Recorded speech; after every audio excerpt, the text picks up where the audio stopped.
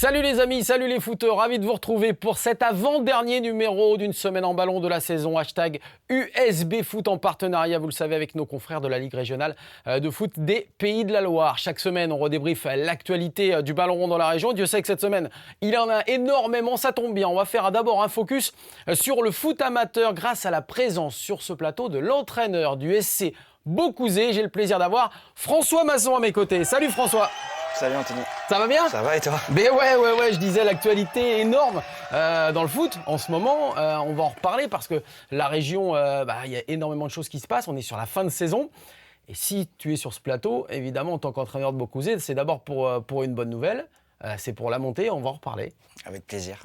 Évidemment. On va regarder, puisque on le sait, tu as été joueur formé au Stade Rennais, passé notamment par Angesco, et puis tu as débuté ta carrière d'entraîneur, allez, on va dire quoi, il y a une petite dizaine d'années? Oui, c'est ça, exactement. Déjà au SC Beaucouzé. Voilà, déjà SC Beaucouzé. On va le regarder justement, puisque tu étais sur ce club donc, du Maine-et-Loire, entraîneur adjoint et joueur à l'époque, puisque tu étais également encore sur le terrain. C'est ça. T'as arrêté en quelle année exactement? 2016. 2016. C'est ça. Et puis après, il y a eu un passage dans la formation du côté du SO Cholet entre 2018 Exactement.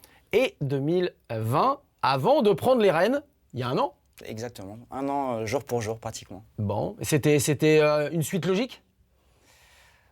C'est des concours de circonstances aussi qui font que, mais une suite logique dans le sens où retourner dans le club, je dirais, dans mon club formateur en tant qu'éducateur, puisqu'à l'époque j'avais obtenu mon BEF à travers mes fonctions au SC Beaucouzé grâce notamment à Lionel Duarte qui m'avait orienté vers cette nouvelle carrière. Donc suite logique, c'est difficile de parler de logique, mais en tout cas suite souhaitée et rêvée. Rêver, et ça se passe justement, on va dire comme dans un rêve, pour la première fois de l'histoire de Beaucouzé, monter en National 3 la saison prochaine, j'imagine. Et ça s'est passé il y a quelques jours, ça a été la fête? Ça a été une fête mesurée parce que c'était le fruit de longs calculs pour savoir. Mais oui, il a fallu sortir les calculatrices.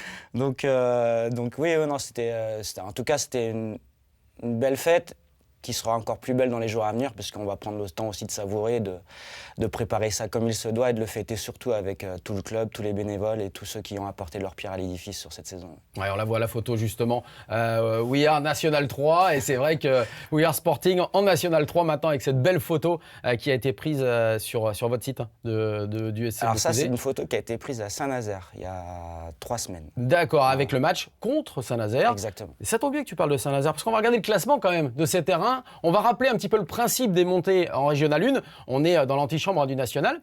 Il y a deux groupes. Ce groupe A, où Beaucouzé a joué, où Saint-Nazaire également était présent, puisqu'on voit les deux équipes vont monter, Saint-Nazaire Atlantique Football et le SC Beaucouzé. Il y a un autre groupe qui est le groupe B, où c'est La Roche-Ezof qui va monter, le S Ornay. Et c'était que le meilleur deuxième des deux groupes.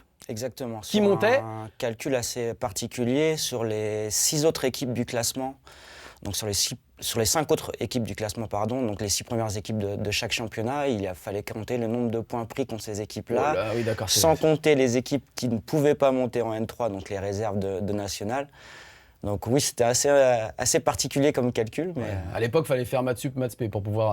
Ouais, c'était pas mon cas, donc c'est pas moi qui me suis occupé des calculs. Bon, mais... il a fallu combien de temps entre la fin du match et pour valider entre il a fallu un petit peu de temps et c'est aussi de mon fait puisque je leur ai demandé aussi vraiment d'être sûr et que... Oui, pour annoncer aux joueurs. Exactement, donc les joueurs étaient en attente. Moi j'ai vraiment attendu qu'on rentre au stade, puisqu'on était à Château-Gontier, qu'on prenne le temps de revoir tout ça à tête reposée, parce que des fois dans l'euphorie, il y a des critères qui ne rentrent plus en compte. Donc là on est resté vraiment serein. Moi j'étais pas forcément dans l'optique de le dire tout de suite, directement. Parce qu'il y a mon petit côté superstitieux aussi qui entre en jeu, mais en tout cas voilà, c'était difficile de contenir aussi beaucoup d'émotions au sein du club. Oui, parce qu'on ne va pas se le cacher, c'est la première fois dans l'histoire que Beaucouzé va découvrir la National 3, l'ancienne CFA2. C'est quand même un truc énorme pour ce club. Oui, c'est quelque chose d'énorme, mais fruit aussi d'un long travail avec des années passées au niveau région, le temps de pérenniser aussi le club et puis une structuration hyper importante sur les jeunes, avec un label élite qu'on est en train de réévaluer encore cette année, mais il y a des choses qui ont été mises en place pour y arriver cette année. Mais c'était le fruit d'un long travail de la présidence et de la direction et aussi de Lionel Duarte qui a fait un travail immense dans ce club.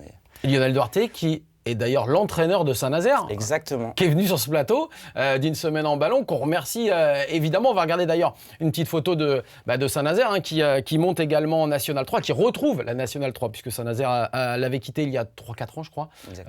Exactement. Ça tombe bien, tu parles de Lionel, parce que il avait un petit message à nous délivrer. Voilà la première petite surprise du SB Foot. On va l'écouter, l'entraîneur du Saint-Nazaire Atlantic Football, grand copain de François Masson. Monsieur Masson, mon mamas, franchement, bravo. Bravo, c'était pas une mission simple. Et je t'avais dit que tu étais fait pour ça. Voilà, c'est juste amplement mérité. Donc bravo à toi et à l'ensemble de ton staff, à mon petit Nico, mon Damien, mon Bruce notamment, à tes joueurs, des mecs bien. Et puis ça récompense le travail depuis des années du SCB sous la houlette de la famille Labbé. Donc écoute, bonne préparation. Voilà, moi ça me touche particulièrement, hein, le SNAF et puis mon club de cœur où jouent mes 2 enfants. Donc vivement qu'on se retrouve la saison prochaine sur notamment ce magnifique stade. Donc je pense qu'on va bientôt se voir pour fêter ça quand même. Et t'as bien mérité ton tour de kangourou. Allez, bravo encore, ciao. Voilà, merci à Lionel Duarte qu'on a eu et qui a été vraiment sympa de nous envoyer cette petite vidéo. Il y a plein de choses d'ailleurs dans cette minute de Lionel parce qu'on a senti beaucoup d'émotions de son côté, du tien aussi en écoutant ça. Il y a vraiment une connexion entre vous deux ? Oui, clairement. C'est en arrivant à Beaucouzé et en parlant beaucoup avec Lionel que j'ai décidé aussi, moi, d'embrasser cette carrière d'éducateur. J'en étais pas forcément persuadé au départ en arrivant et puis à force de l'écouter, à force de le côtoyer, et puis voilà, j'avais quand même cette envie de rester dans le milieu qui m'a nourri, qui m'a bercé et qui m'a tant apporté pour essayer de lui rendre ma moindre contribution. Mais en tout cas, ouais, je dois beaucoup à Lionel sur la mise en place de mes projets professionnels après ma carrière. Donc là, c'est un message qui me touche beaucoup, qui m'a donné beaucoup de frissons. Et c'est quelqu'un que j'adore et que j'adore retrouver et que j'adorerais retrouver encore beaucoup d'années. Bon, c'est super. Tu parles d'éducateur. Tu te sens pas encore entraîneur ? Il y a une différence véritablement ?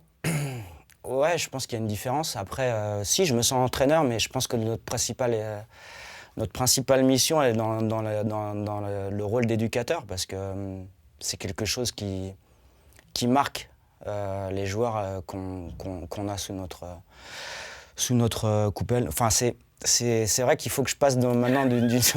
C'est compliqué. D'un environnement à un autre. Ouais, c'est ça. Après moi, le rôle d'éducateur, pour moi, c'est le rôle le plus important dans un club de foot. Donc, j'ai pas envie de m'en détacher complètement. Et c'est aussi pour ça que le mercredi, je participe aussi à l'école de foot avec Henri Pigeot, le responsable de l'école de foot, parce qu'il faut garder les pieds dedans, parce que c'est la base et c'est ce qui va nourrir notre club dans le futur. Donc, il faut être encore et toujours éducateur pour être un bon entraîneur, je pense. Très beau message, très beau message et qu'on doit appliquer évidemment à tous les échelons. Une dernière chose, parce que là, nous, il y a une petite private joke à la fin. C'est quoi le tour de Kangoo ? Ça vient d'où ça ? Alors le tour de Kangoo, c'est la Lionel Duarte mobile, c'est-à-dire qu'il a un kangou vert de toute beauté, ouais, qu'il utilise beaucoup et qu'on utilise en faisant un petit tour de temps en temps lorsqu'on a des petites choses à fêter. Donc voilà, c'est un petit moment à nous qu'on aime bien prendre tous les deux. Bon, et que vous allez prendre visiblement dans quelques temps. En tout cas, encore un grand merci à Lionel. Et puis félicitations évidemment à lui, à vous, pour cette montée de R1 en National 3. Un dernier mot justement par rapport à ce qui va changer, parce qu'il y aura des choses qui vont changer, à la fois dans l'effectif, certainement. Comment on passe de la R1 à la N3, d'après toi, pour bien figurer et surtout se maintenir ? Alors, il y a des choses qui vont changer, certainement. Mais l'idée, c'est qu'il y ait le moins de changements possible pour s'asseoir sur ce qui a été fait depuis des années et de continuer de faire perdurer le travail déjà engendré depuis beaucoup d'années. J'ai un groupe extraordinaire de joueurs, un groupe senior. Je rejoins les 3 équipes seniors dans ce projet-là parce qu'on a vécu une saison vraiment admirable sur le plan de l'investissement et sur le plan de la régularité en présence d'entraînement tout au long de la saison. Et c'est vraiment la montée d'un groupe. L'équipe 3 d'ailleurs est encore en course pour la montée aussi. Ce sont beaucoup des gens du coin? C'est beaucoup des gens du coin, c'est aussi un staff avec Damien, avec Bruce, Damien Milon et Bruce Nkango qui est là depuis aussi pas mal d'années. Et c'est le travail, je dirais, d'un ensemble senior. Donc l'idée, c'est effectivement d'apporter quelques changements, même si j'aime pas beaucoup le mot, mais en tout cas améliorer ce qui est fait depuis des années en s'appuyant sur la base qui est saine et qui doit perdurer. Des petites retouches, voilà. Exactement. Ça, c'est simplement ça. On souhaite plein de bonnes choses, évidemment, au club de Beaucouzé, au club de Saint-Nazaire, dans cette National 3 la saison prochaine. On va continuer, évidemment, de vous suivre. Mais puisqu'on parle de National 3, ça tombe bien. On va regarder le classement actuel, parce que cette saison, elle n'est pas déterminée encore. regardons le classement. Il reste une journée à jouer et ça va se jouer entre nos amis saumurois et nos amis lyonnais, entre Julien Souris et Charles Devineau. Il y a un petit point d'écart, il reste un match à jouer. Alors on va dire avantage pour l'instant, ils vont pas aimer ça du tout. Avantage pour l'instant à Saumur avec ce petit point et ils vont recevoir l'AS Sauteronnais d'Eddy Capron qui est déjà relégué. C'est quand même un avantage. Oui, je pense que c'est un avantage. Effectivement, je pense que Julien ne veut pas trop en parler dans ce sens-là. Mais en tout cas, ils ont les cartes en main pour valider une très très belle montée. Bon. C'est une chose vraiment importante à souligner, c'est la qualité de la saison de Julien et de son équipe parce qu'ils ont été réguliers, ils ont été chercher des résultats peu évidents. Et franchement, pour le département du 49 aussi, ça serait une très bonne nouvelle. Ouais. Et puis pour récompenser surtout le travail de Julien et de l'ensemble du club de Saumur. Voilà, on va attendre dernière journée et fin mai, on saura évidemment qui de Saumur ou de La Roche-sur-Yon montera en National 2, rejoindre les Herbiers, normalement, Nantes, Angers, la Réserve, et puis les Voltigeurs de Châteaubriand qui sont un petit peu écroulés là, dans la deuxième partie de saison. Mais on espère, on croise les doigts pour que sur les fins de match, les fins de championnat, ça se passe bien pour eux et qu'ils restent en National 2. On a fait la R1, la N3, on va parler quand même du National. C'est parti! Le bilan de la saison en National, parce que ce championnat est terminé, contrairement d'ailleurs au tien, où il reste encore un match à jouer. Et d'ailleurs, on en reparlera dans l'édito de Richard Coffin, parce qu'il nous a fait un petit truc assez sympa. On verra tout ça. On regarde le classement de la N1. Tu as suivi un petit peu le championnat ou pas? Oui, bien sûr. Ouais, ça a été hyper animé. Alors c'est vrai que Laval, et on va regarder, les 3 premiers se tiennent en 2 points. Ouais. 67 points pour Laval qui monte en Ligue 2, Annecy 66 qui monte en Ligue 2, Villefranche-Beaujolais 65 qui va disputer les barrages contre le 18e de Ligue 2, ce sera Kévy Rouen. Ça a été une saison vraiment en tout point remarquable. Et on va regarder d'ailleurs la dernière petite photo qu'on a vue du Stade Lavallois, parce qu'il y a eu les trophées, UNFP, je ne sais pas s'il y aura des trophées à un moment de la Nationale, on verra. Ça va se faire, il n'y en avait pas en National 1 avant, voilà. On va regarder, il y a une partie de l'effectif lavallois, ainsi que Olivier Frappoli qui a été nommé meilleur entraîneur de National. Tu connais Olivier Frappoli un petit peu? J'ai jamais eu l'occasion de le croiser, j'ai beaucoup eu d'échos de joueurs passés sous sa houlette qui ont que des éloges à son propos. Et je pense que son travail a été à juste titre récompensé par cette montée et puis les titres aussi individuels de cette équipe. Ben oui, 3e montée pour Olivier Frappoli de National en Ligue 2 avec différentes équipes. Il y a également, on a reconnu Julien Maggiotti, Brian Goncalves et Jimmy Roy qui étaient dans le 11 type de cette saison de National. Et puis on a vu aussi Geoffrey Durban avec ses 19 buts qui étaient sur ce plateau comme Jimmy Roy cette saison et qui ont vraiment permis à Laval de faire une belle saison qui leur permet d'aller en Ligue 2. On va regarder également, revoir le classement de ce National parce qu'on a 2 autres clubs qui nous intéressent. En l'occurrence, Le Mans qui a raté un petit peu sa deuxième partie de saison. On les voit à 10e, c'est un peu lâché sur la fin avec 46 points. Et Cholet, le club que tu as fréquenté entre 2018 et 2020, qui déçoit aussi un petit peu, il faut le dire, parce que ça fait maintenant 4 saisons qu'ils sont en National. Et voilà, on a du mal à enclencher un petit peu la seconde. 13e avec 41 points. Il n'y a jamais eu de soucis par rapport au maintien, mais jamais eu non plus véritablement, malgré l'arrivée de Richard Désiré. Ce club qui stagne un petit peu, Cholet, Angers. Cholet-Le Mans, pardon. Angers, on en reparlera tout à l'heure. Oui, après... c'est dur, ce championnat national. C'est exactement ce que j'allais dire. Le championnat national est vraiment, vraiment très particulier et très difficile. S'en sortir, c'est très très compliqué. On le voit aussi avec Laval qui a passé un petit moment aussi à cet échelon-là avant de remonter. 4 ans. Châteauroux, des équipes qui sont habituées quand même à la Ligue 2. Et c'est jamais évident d'en sortir. Donc il faut s'armer de patience, s'armer de structuration, faire les choses dans l'ordre. Et puis voilà, et essayer de durer sur ce championnat-là et d'éventuellement prétendre à une montée. Mais c'est jamais évident. Patience Patience et mère de Exactement. sûreté, c'est ce qu'on dit généralement. Une seule distinction pour Le Mans cette saison, le plus beau but de la saison. Ça tombe bien, on vous l'a commenté. On était en direct du côté du MM Arena pour ce derby entre Le Mans et Laval. On va revivre comme si on y était. Le but d'Issaf Macalou. C'est parti. Et oui, on va changer évidemment d'optique alors que Macalou est encore en train de faire des siennes. Macalou qui dribble tout le monde. Macalou qui marque. Mais quel but! Superbe. Quel but d'Issouf Macalou! Sartois, regardez, il est parti sur le côté droit avec son pied gauche. Il est entre deux défenseurs, puis il a réussi à dribbler Goncalves et il fait le tour et cette fois pied gauche.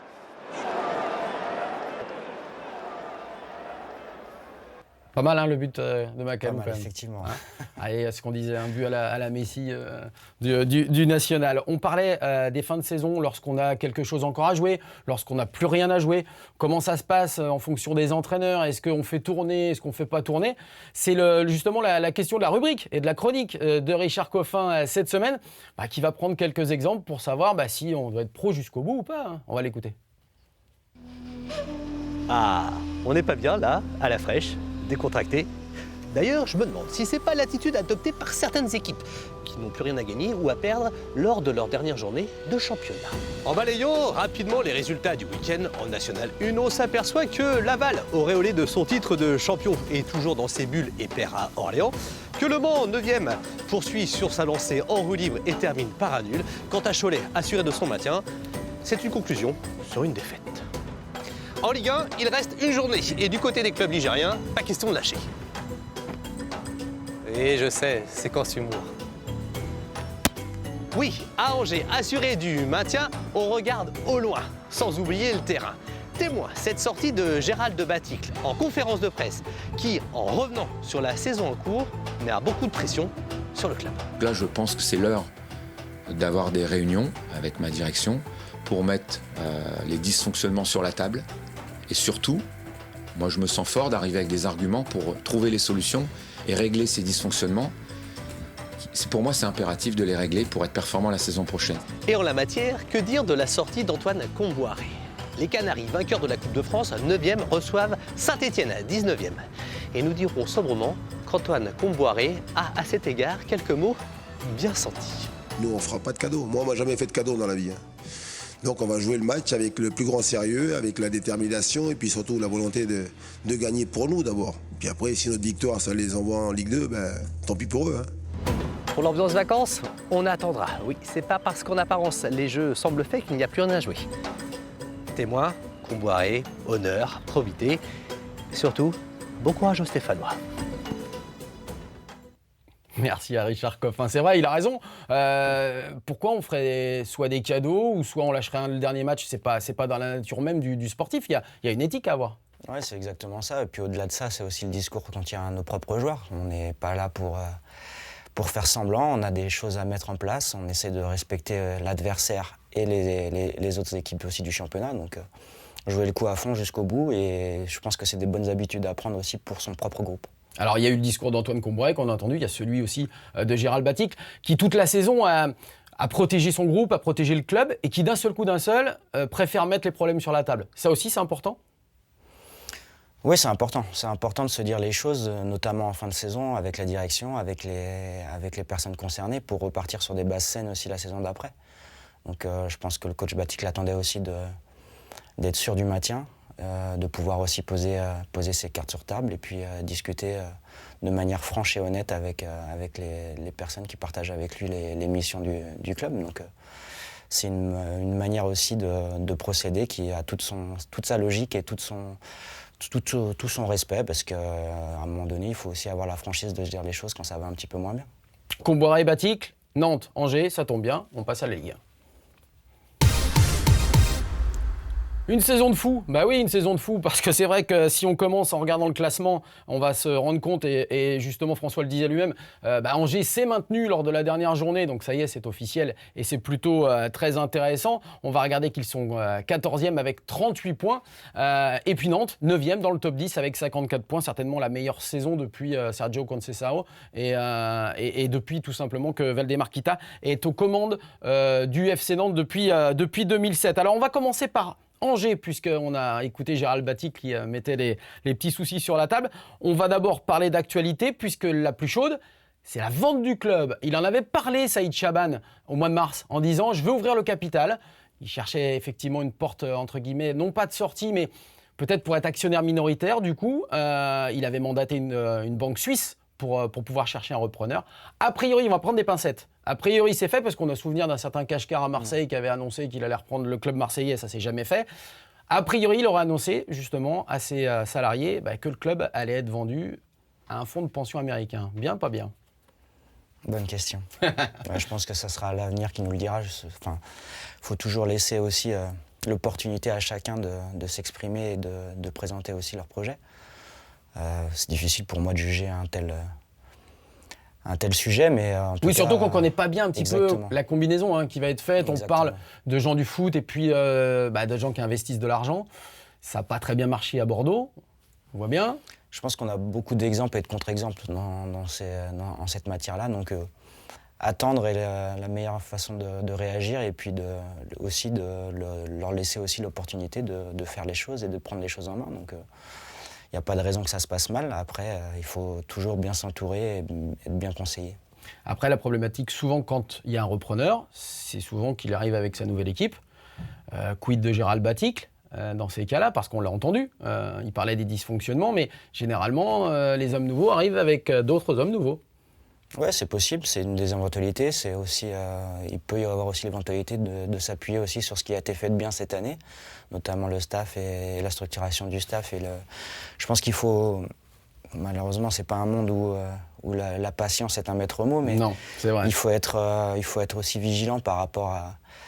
C'est pas en changeant tout qu'on arrive aussi à des résultats. Je pense qu'il faut aussi s'appuyer sur ce qui a été fait de bien depuis des années, et c'est le cas. Il y a des choses aussi positives, il faut en tirer la quintessence et puis continuer à faire évoluer le club de la meilleure des façons.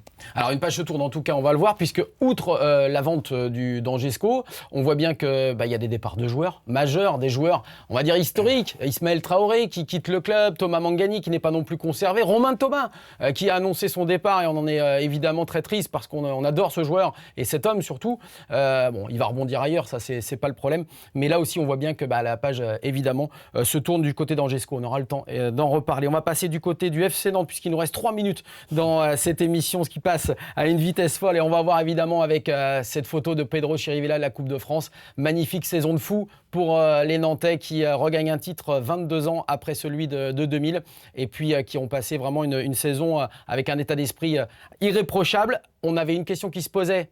Restera pas Antoine Kombouaré. Visiblement, il va rester, c'est du moins ce qu'il a annoncé à nos confrères de l'équipe qui ont fait un papier là-dessus. Il tient une conférence de presse en même temps justement que l'émission. Et donc on aura certainement des nouvelles bonnes choses pour Nantes que Kombouaré reste. Très très bonne chose. S'appuyer sur le travail déjà effectué et puis on peut que vanter son travail depuis son arrivée. Depuis son arrivée, effectivement, on regarde vite fait les palettes des matchs à venir pour les clubs de Ligue 1 en rappelant que c'est la dernière journée ce week-end. Nantes, Saint-Etienne. Saint-Etienne rejoindra-t-il Bordeaux en Ligue 2 ? Angers-Montpellier également avec la dernière de beaucoup de joueurs, sauf celle d'Ismaël Traoré qui n'a pas souhaité prendre part à cette dernière journée. En tout cas, voilà, il y aura plein de choses qui vont se passer au cours de cette dernière journée de championnat. Attention tes oreilles, c'est reparti. Allez, on y va pour le quiz de fin. Le quiz de fin pour François Masson, ancien joueur du SCO notamment. Et ouais, on ne pouvait pas ne pas faire une question sur le SCO. Le SCO qui a connu, tiens-toi bien, j'espère que tu le sais, un seul entraîneur étranger au 21e siècle, c'est-à-dire depuis 2000 jusqu'à aujourd'hui. Est-ce qu'il s'agit de Roberto Morinini, réponse A? Est-ce qu'il s'agit de Pancho González, réponse B? Ou de Kamel Michowski, réponse C? Morinini, il me semble. Sûr? Ouais, je crois. Non. On Tu va mets voir. le doute. Non, on va voir. Réponse A, est-ce que c'est la bonne? Oui, bravo, Roberto Morinini, le Suisse, qui a disputé simplement 3 matchs à la tête d'Angesco. Bon, c'était en 2004. T'as connu à peu près ou Oui, je crois même qu'on les a joués avec Dijon. Et ouais, voilà. Donc Roberto Morinini qui a souvent joué dans le championnat suisse et en D2 italienne. Pancho González c'était entre 73 et 74. Et Kamel Michowski c'était beaucoup plus loin, 53, 57. Allez, on termine par notre traditionnel coup de cœur. Et ce sera pas un coup de cœur. Justement, ce sera le coup de gueule de l'avant-dernière du SB de la saison, coup de gueule pour la Fédération française de football. Regardez, la Tribune Loire a été sanctionnée de 2 matchs fermes pour des problèmes de jet de projectiles, etc. Eh bien, le club avait décidé d'inviter 2000 enfants pour les 2 derniers matchs. Refus de la Fédération française de football pour des motifs invoqués qui, bon, vraiment n'ont pas de bons sentiments. C'était dommage parce que c'était 2000 enfants défavorisés qui auraient pu assister au Nantes Saint-Etienne. Un grand merci à toi, François Masson. Bravo encore pour la montée en National 3 et on se retrouve l'année prochaine, évidemment, pour en parler. Bye bye.